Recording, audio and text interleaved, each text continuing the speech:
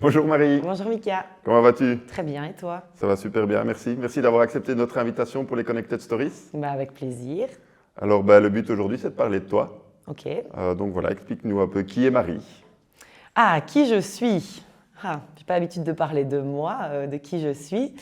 Mais j'ai 26 ans. J'habite dans la région, pas loin du bureau. J'ai 4 chats. Que je considère comme mes enfants, donc voilà pourquoi j'en parle. Qui je suis? Je pense être quelqu'un d'assez solaire, d'assez direct. J'aime énormément la vie, les gens, voilà, découvrir de nouvelles personnes, visiter de nouveaux endroits, voyager, donner de mon temps également, j'aime beaucoup, pour différentes causes. Voilà, en gros, qui je suis. J'aime aussi faire la fête avec mes amis, voilà. Ok, super. Tu m'as parlé de voyage. Quel est ton voyage de rêve? Alors, mon voyage de rêve, c'est la Laponie. Ok. Alors, bizarrement, j'aime pas trop le froid, mais c'est la Laponie, parce que je trouve que ça peut être une ambiance assez sympathique à faire avec son chéri ou sa chérie. Et donc, voilà, être traîné par des chiens de traîneau, qu'on dit. Hein. Oui. Ça, voilà. Voilà, c'est quelque chose qui me plairait beaucoup. Donc, voir les aurores boréales aussi, voilà, tout ça. Donc, C'est magnifique, je te le confirme, j'ai eu la chance d'y aller. Effectivement. C'est vraiment un très bel endroit. Effectivement. On reste dans le voyage. Quels sont peut-être les plus beaux voyages ou le plus beau voyage que tu aies déjà eu l'occasion de faire? Alors, le plus beau voyage que j'ai fait, je ne dis pas ça pour les caméras, mais c'est réel, c'est l'île Maurice. Donc, c'est mon tout premier voyage ici avec Walcom. C'était 6 mois après, plus ou moins, mon arrivée. Donc, il y a 3 ans maintenant. Ça a vraiment été pour moi un voyage exceptionnel. Les gens sur place étaient terribles. Vraiment, ils partageaient vraiment très bien. Quand on était, par exemple, sur le bateau et qu'on a chanté à la guitare, etc., c'est un moment que je n'oublierai jamais. C'est vrai, Voilà. c'est magnifique. Donc, c'était mon plus beau voyage. Ok.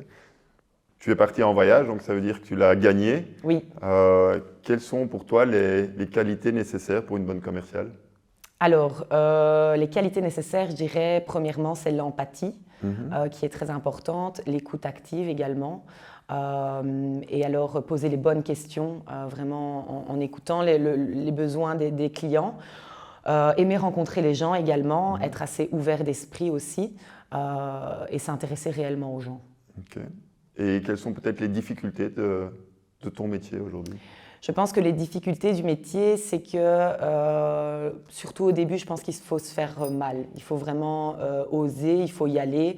Il ne faut pas trop réfléchir, trop se poser de questions. Sinon, c'est comme quand on est à 2 doigts de sauter et on se dit « Oh non, je ne veux pas sauter », il est sûr qu'on ne saute pas. C'est un petit peu pareil dans notre boulot, il faut y aller, quoi. Il faut se dire que le non, on l'a déjà, comme dirait si bien Fanny, et qu'il faut aller chercher le oui, quoi. Ok. Est-ce qu'il y a d'autres difficultés dans le métier selon toi? Je pense que ça dépend de comment on voit les choses. Hein. Les difficultés, elles sont différentes pour chacun de nous. Ça dépend un petit peu de la personnalité qu'on a. Je sais qu'il y en a, pour eux, c'est difficile de téléphoner. Pour moi, c'est quelque chose de plus simple. Maintenant, voilà, ça varie. Je dirais que aller chercher peut-être des plus gros deals, ça peut être plus compliqué parfois, de réussir à accrocher le prospect. Voilà. Je dirais plutôt ça. Parfois le stress aussi, il faut apprendre à gérer son stress dans ce boulot. Et je pense que voilà, quand on arrive à faire la part des choses, c'est beaucoup plus simple. Tout à fait. Quelle est peut-être la formation la plus marquante que tu as reçue ou suivie depuis que tu es chez nous? La plus marquante? Oui.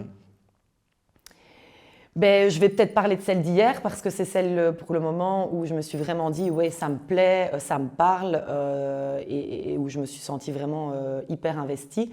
C'est la formation que j'ai eue avec Brice, on en parlait juste avant, donc la méthode du desk, donc briefing, débriefing avec les commerciaux. C'est vraiment une formation qui m'a beaucoup apporté, et surtout que quand on est de l'extérieur, qu'on regarde en fait comment le rendez-vous se passe et qu'on doit noter certains points, on se rend compte de beaucoup de choses, tandis que quand on fait le rendez-vous, on ne voit pas forcément en fait. Ok, très bien. Je vais te poser quelques questions un peu plus fun. Ouais. Si tu devais être représenté par un emoji, lequel est-ce que ce serait?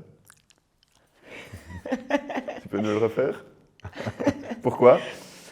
Bah, parce que voilà, j'ai une certaine folie en moi, j'aime bien rire, déconner. Parfois, on peut prendre ça comme un manque de sérieux, alors que pas du tout. C'est simplement que pour moi, on peut allier les deux. Et que des fois, d'être trop sérieux, ben, ça peut donner une ambiance un peu pourrie, je vais dire. Et pour moi, voilà, il ne faut pas oublier cette certaine folie que peuvent avoir les enfants, par exemple. Et c'est important pour moi de la garder, quoi. Ok. C'est quoi la chose la plus folle que tu as faite dans ta vie? Beaucoup de choses. Tu peux en partager une? Oh là là! Mais ce qui me vient en tête, je ne peux pas les partager. La chose la plus folle que j'ai faite, je dirais que c'est celle-ci. Ça faisait 2 ans que je travaillais pour une société avant d'arriver chez Wellcome. Et en fait, j'ai décidé de tout plaquer et de partir vivre chez mes grands-parents en France, de qui je suis très, très, très, très proche. Et voilà, j'avais besoin de retrouver certaines racines. Voilà, j'étais un petit peu perdue dans ma vie.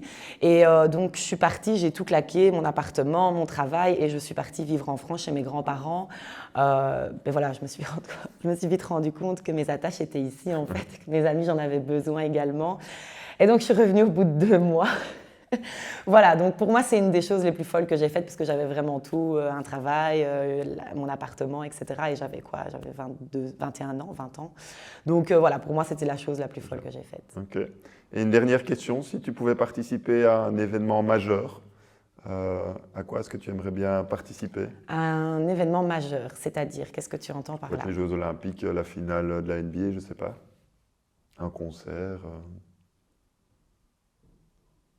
Koh-Lanta. Ok. Pourquoi? Parce que, alors déjà, je déteste les insectes, je déteste dormir à côté de gens qui respirent fort ou qui ronflent. Enfin voilà, tout ça, ça me rend dingue. Mais je pense que ça peut être une expérience de vie, d'apprendre vraiment à se connaître, à connaître ses limites. Enfin voilà, ça peut être vraiment une expérience hyper intense, je pense. Et ça permettrait aussi d'aller vraiment pousser le fait de se dire, OK, est-ce que j'y arriverai? Est-ce que je suis vraiment capable de faire ça? Enfin, moi, je trouve ça dingue. Et puis les épreuves, les épreuves, moi, j'adore, je trouve ça incroyable. Donc oui, peut-être Koh-Lanta, ouais. Ok, super.